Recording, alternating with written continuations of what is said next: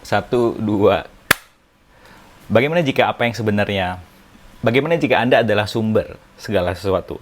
Saat Anda menyadari ini, bisa jadi Anda akan lebih cepat keluar dari permasalahan dengan lebih mudah. Become a vision holder, not just a problem solver with berkembangbersama.com.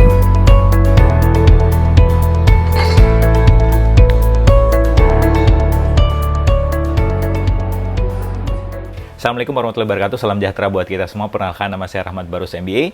Saya seorang master praktisi Neurolinguistic Programming, penulis buku 4 Langkah Mudah Hidup Semakin Berlimpah, serta podcaster di Berkembang Bersama yang pernah menduduki peringkat keempat di Apple Podcast.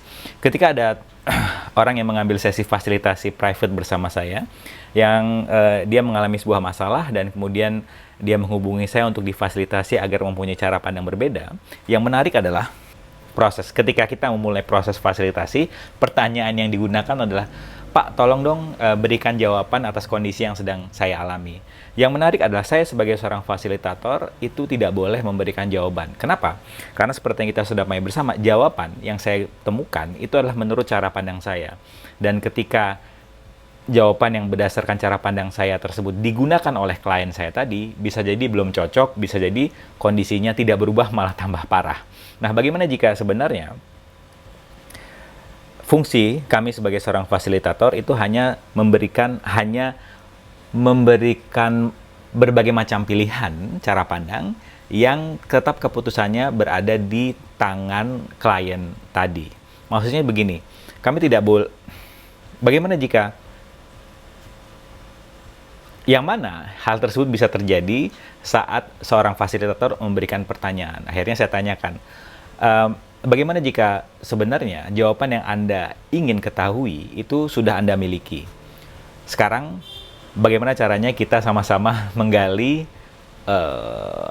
jawaban yang sebenarnya sudah ada dalam diri Anda? Yang saya gunakan adalah selalu bertanya. Misalnya dia mengalami sebuah kondisi permasalahan di keuangan, saya tanya, apa yang kamu tidak lihat dari kondisi keuanganmu? Saat kamu berani melihat, kondisi akan menjadi berubah. Karena seperti yang kita sudah pahami bersama, ada sebuah teori fisika kalau nggak salah yang mengatakan bahwa atom atau molekul itu bisa berubah saat kita melihat. Kondisi-kondisi yang sedang kita alami dan mungkin tidak berubah karena kita belum berani melihat, karena kita belum berani menelaah. Setelah saya tanya kepada klien saya mengenai kondisi keuangan ini, apa yang tidak kamu berani lihat? Saat kamu berani lihat kondisi keuangan menjadi berubah, seminggu kemudian ketika kami bertemu lagi, ternyata ketakutannya itu tidak beralasan. Jadi selama ini dia hanya bermain di pikirannya bahwa dengan di tengah pandemi ini, kondisinya bakal seperti ini, pemasukannya berkurang, tagihannya banyak, dan dia bakal minus. Namun setelah saya meminta dia untuk benar-benar melihat kondisi keuangannya, melihat alur pemasukan, kemudian alur pendapatan, dan kemudian dia teliti, dia lihat benar-benar, ternyata semuanya hanya berdasarkan ilusi yang dia buat, ketakutan yang dia buat yang hanya ada di pikirannya. Nah, bagaimana jika sebenarnya ketakutan-ketakutan yang kita alami because we have this condition of fear of unknown. Kita tuh benar-benar karena kita nggak tahu dan kita nggak berani melihat, akhirnya ketakutan itu yang muncul.